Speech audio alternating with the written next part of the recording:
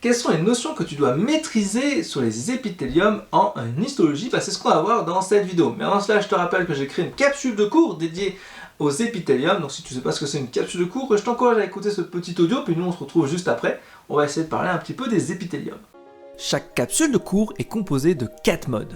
Un mode révision avec des fiches numériques, des associations, des schémas à annoter au sein d'un guide de révision pour favoriser l'ancrage. Un mode entraînement avec des flashcards, des QCM, des exercices, des applications, des cas cliniques avec des niveaux de difficulté pour progresser pas à pas.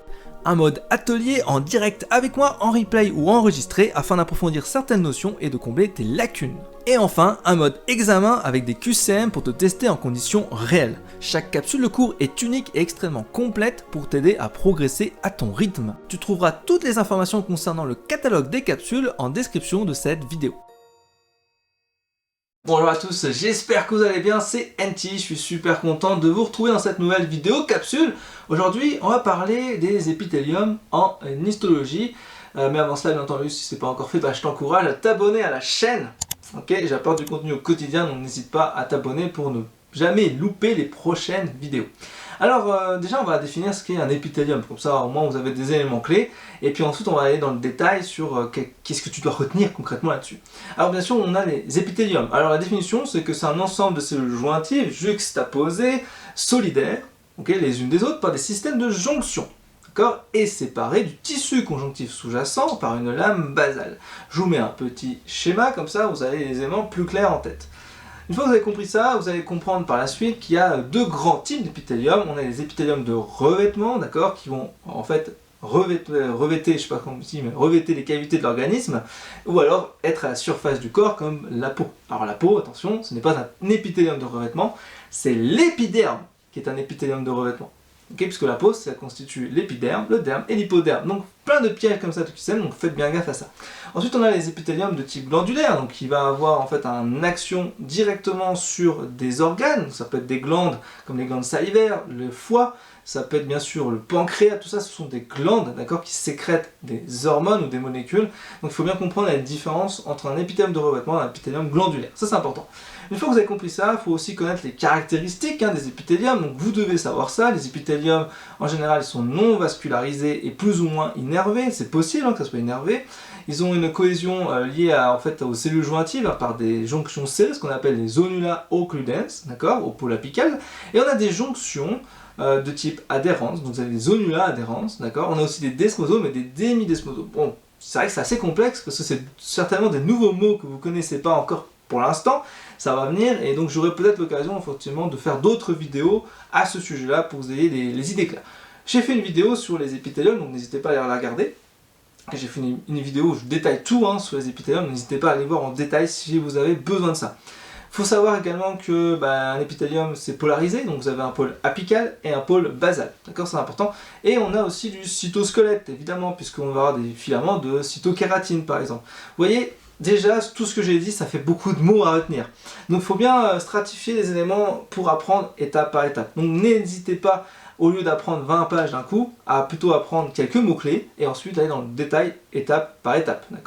Après, il faut savoir aussi les classer.